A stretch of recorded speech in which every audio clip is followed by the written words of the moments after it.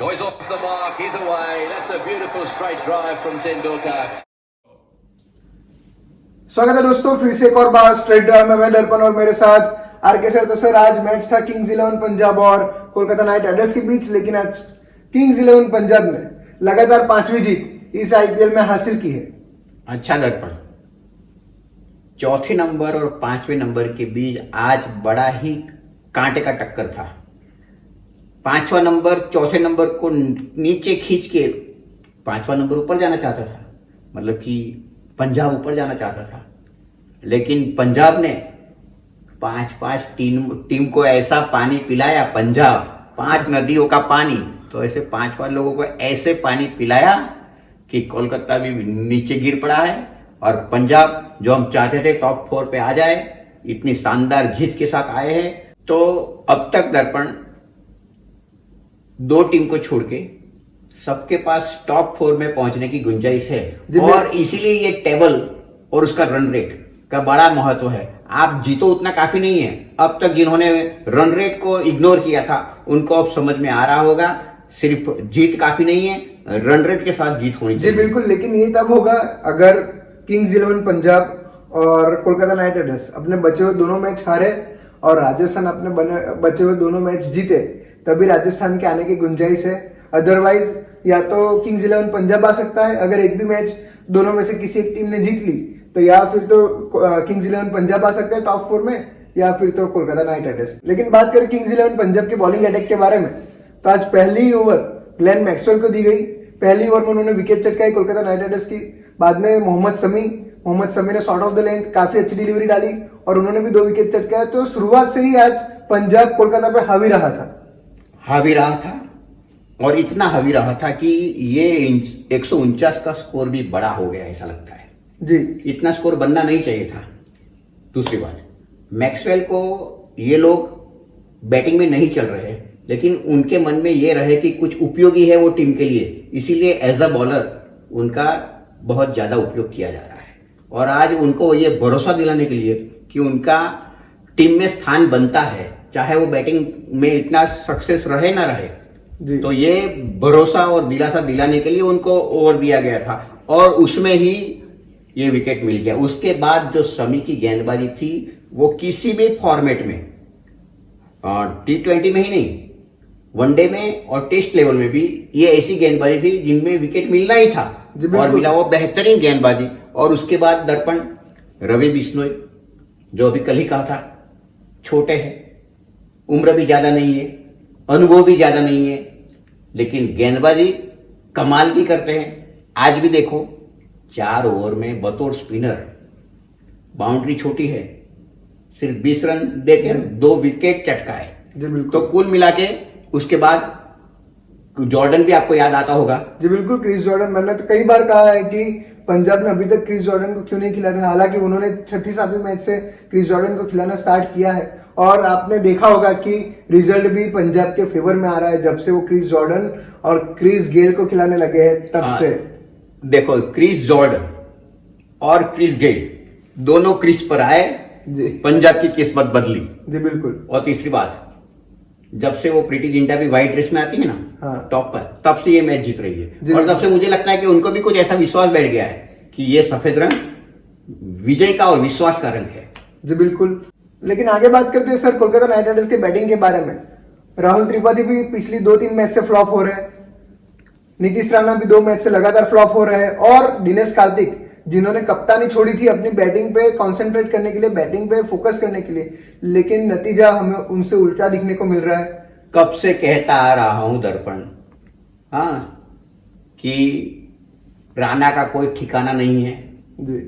दिनेश के दिन ढल रहे हैं और त्रिपाठी उल्टे पाठ पढ़ रहे हैं। तो ये सब कब से कहता आ रहा हूं, आज उनको पता चला। और दूसरी, कल भी कहा था कि कोलकाता के मालिक को आना चाहिए, जैसे कि ये पंजाब की मालकिन आती है, तो वो भी कहां छुपे बैठे हैं। इतना टीम का परफॉर्मेंस कितना इंपॉर्टेंट मैच था, आज चौथे नंबर पे बने रहने के लिए उनका जरूरी था, लेकिन शाहरुख खान को फुर्सत नहीं है। लेकिन मुझे लग रहा है कि शाहरुख खान को भी पता है कि हमारी टीम ऐसा परफॉर्मेंस कर रही है कि मैं कहीं भी मुंह दिखाने के लायक नहीं हूँ। नहीं नहीं, ऐसा नहीं था। जब मुंह दिखाया था तब से टॉप 4 में थे, तो ऐसा तो नहीं था।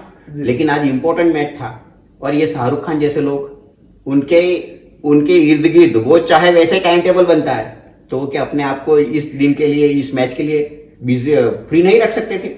हालांकि सर आगे बात करेंगे शुभमन गिल और इयन मॉर्गन के बारे में।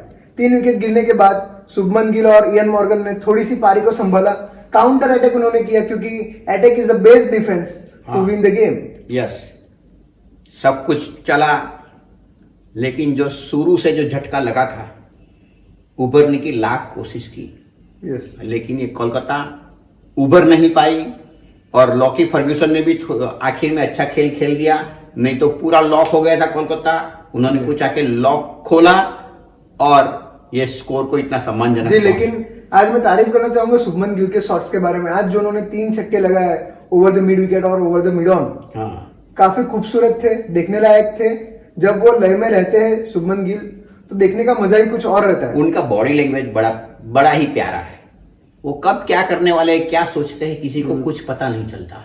वो हमेशा चौका लगाए जी, छक्का लगाए, चाहे बॉल को ऐसे ही खेले बिना रन से, लेकिन उनका बॉडी लैंग्वेज सेम रहता है। उसको भापना बड़ा मुश्किल है। बस हालांकि चाहिए था कि शुभमन गिल और बेहतर पारियां खेलते।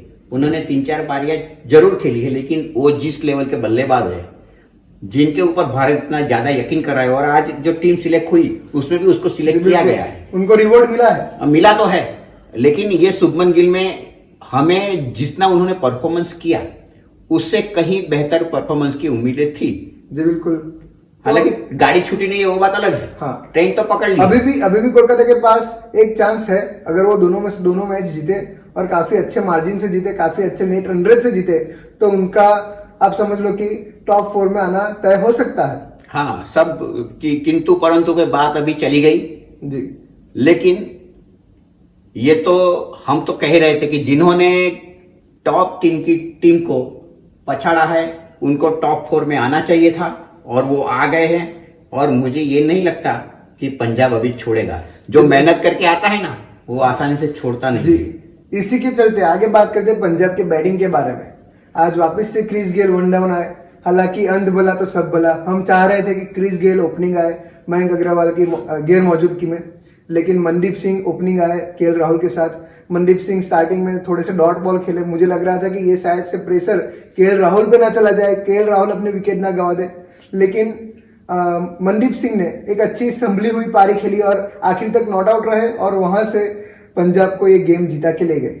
हालांकि जब वो खेल नहीं पा रहे थे, तब उनकी राहुल के साथ बात हुई थी दर्पण जी।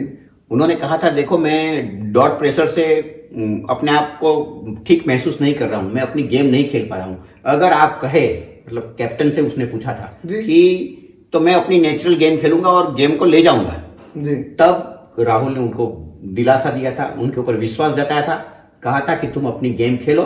हाँ, और ये इतना बड़ा स्कोर नहीं था कि अगर डॉट बॉल जाए, लेकिन मनदीप सिंह ने चाहे 66 रन बनाए, लेकिन एक बात है कि उनके पास वो जो एक ओपनर लेवल के, एक टॉप लेवल के बैट्समैन के अंदर स्ट्रोक की जो वैरायटी होती है, किस्म किस्म के स्ट्रोक्स विकेट के दोनों साइड, वो खेलने में उनका कुछ कमजोरियां मुझे दिखाई दी। क्योंकि वो ज्यादातर स्ट्रोक उन्होंने 39 रन बनाए दर्पण जब तक, तब तक तो उनके सारे स्ट्रोक्स मिड विकेट और मिड ऑन के एरिया में से ही गए थे जी।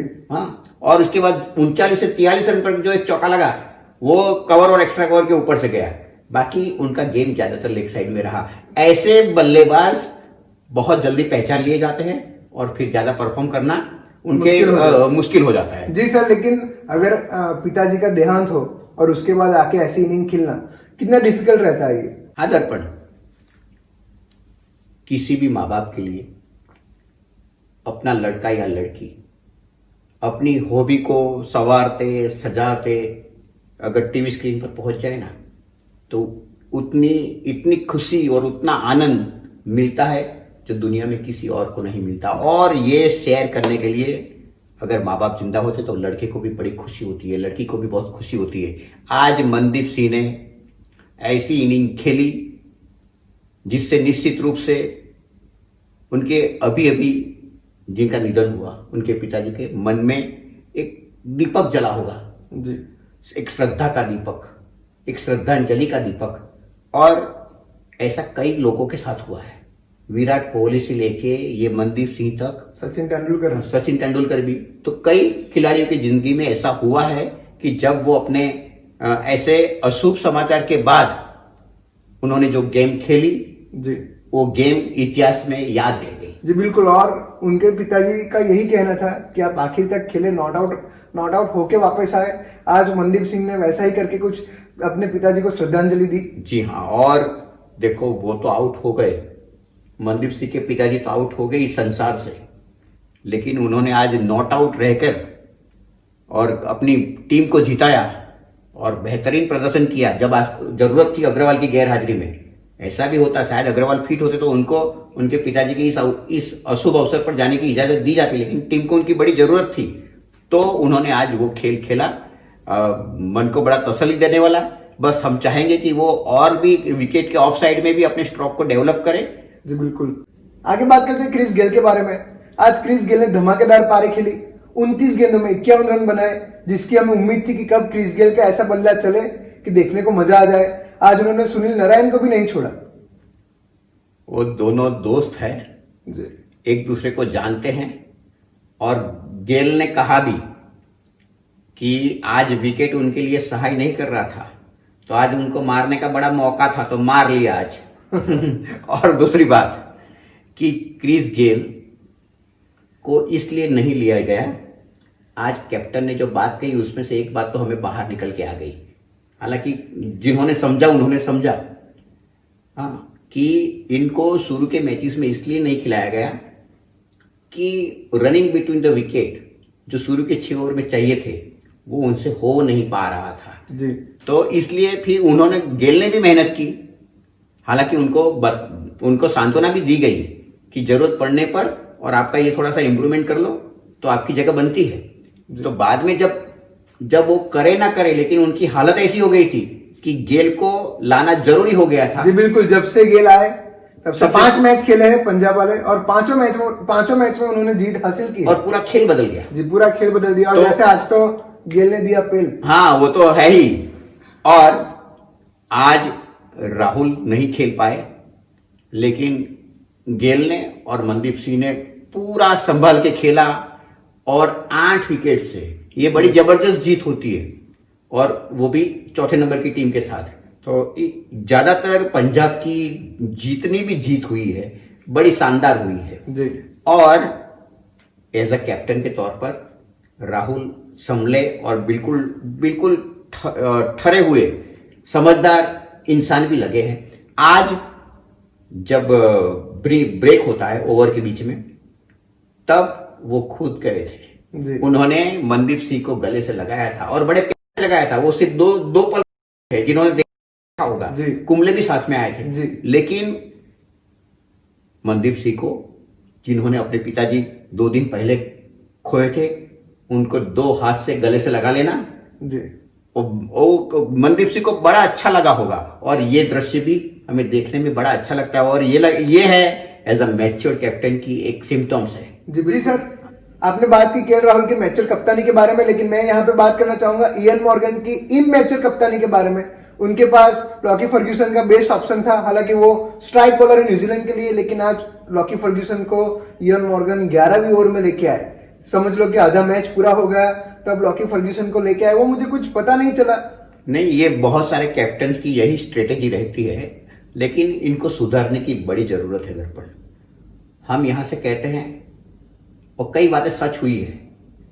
आज फिर से अगर आपने पूछा है तो मैं ये कह रहा हूं कि जब आपके पास एक छोटा सा 150-49 रन का टोटल है तो आपको चाहिए कि मेन स्ट्राइक बॉलर है उनसे ही 12 ओवर खत्म करा दे। जी बिल्कुल। फिर अगर 12 ओवर में ये लोग विकेट ले जाते हैं तो अपने आप प्रेशर आएगा, फिर एक ऑर्डिनरी बॉलर भी अच्छी बॉलिंग कर लेगा। लेकिन ये लोग पीछे 15 से 20 ओवर के चक्कर में इन लोगों को यूज नहीं करते। और दूसरी बात, फर्ग्यूसन जैसे फास्ट बॉलर को पहले 4 ओवर में से 1 ओवर देना बनता है जी, क्योंकि ये जो व्हाइट गेंद है ना, पहले 5-6 ओवर तक बड़ी स्विंग करती है, उसके बाद उसका स्विंग होना बंद हो जाता है। सर लेकिन इसमें मुझे कहीं ना कहीं ऐसा लग रहा है कि बीच में 2-3 मैच ऐसे गए थे कोलकाता नाइट राइडर्स के लिए कि 11वीं ओवर में उनके इंपॉर्टेंट बॉलर सुनील नारायण को लेके आए थे, वहीं से उन्होंने जीत दिलाई थी कोलकाता नाइट राइडर्स को, लेकिन वो तो लक फैक्टर था जो काम कर गया। हर बार ऐसा लक फैक्टर काम नहीं करता। हाँ, और वैसे भी कहावत है, every day is not Sunday. तो लक के भरोसे बैठने के बजाय, और वैसे लक भी उन्हीं को सहकार देता है, उन्हीं को साथ देता है जो कोई परिश्रम करता है, कोई दिमाग लगाता है। जी बिल्कुल। और देखिए, ये शुरू के मैचेस से हम कहते आ रहे हैं कि वरुण चक्रवर्ती एक बड़ा बेहतरीन बॉलर है जी। किसी भी सामने वाली टीम को 2 सुनील नारायण से खेलना होगा। आज हमारी वही बात सामने आई, वरुण चक्रवर्ती को 2020 के स्कोर में चुन लिया गया है और सुनील नारायण की बात ही निकली है, तो सुनील नारायण ने जो बॉलिंग का एक्शन बदला है, तो बदली बॉलिंग एक्शन के साथ वो जनाब बड़े बदले लग रहे हैं, काफी डेंजरस दिख रहे हैं और बड़े खतरनाक लग रहे हैं। जी बिल्कुल। तो सर आज का शो हम यहीं पे समाप्त करते हैं। बिल्कुल। हमारे साथ जुड़े रहने के लिए बहुत बहुत धन्यवाद। अगर आपको हमारा ये शो अच्छा लगा हो तो सब्सक्राइब जरूर करें और शेयर करना बिल्कुल भी ना भूलें। Have a good day.